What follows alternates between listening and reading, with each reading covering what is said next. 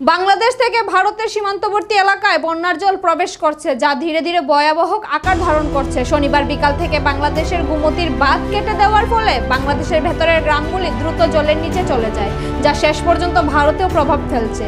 কলমচৌড়া থানার অন্তর্গত সীমান্তবর্তী এলাকাগুলিতে এখন পর্যন্ত এই বন্যার জল প্রবেশ করছে, যা দ্রুত বাড়ছে। এই বন্যার জল ইতিমধ্যে বক্সনগরে কয়েকটি বাড়ি প্লাবিত হয়েছে এবং জলের স্তর দ্রুত বাড়ছে। উল্লেখ্য, 2002 সালে ঠিক একইভাবে বাংলাদেশ থেকে জল প্রবেশ করে ভারতের বক্সনগরে এবং আশপাশের এলাকাগুলি প্লাবিত হয়েছিল।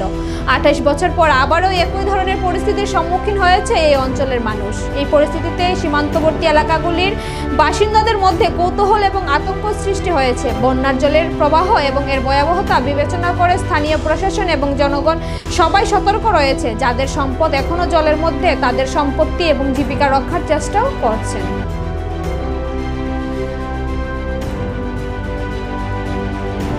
জল কোন সময় থেকে এত বাড়তি? কালকে ছিল একদম ওই খোঁটাটার কাছে, আজকে একদম আজকে পুরা জলটা বেড়েছে। এটা কোন জায়গা? এটা হলো নগর। এর আগে কেমন জল হয়েছিল এখানে?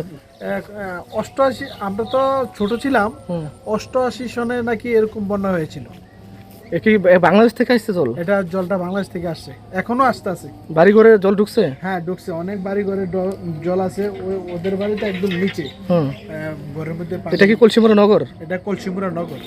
এই জায়গাটা বাংলাদেশ কোন জায়গা ধরে? হ্যাঁ, বাংলাদেশ কোন জায়গা? বাংলাদেশ হলো শঙ্কুচাল, পাঁচোড়া,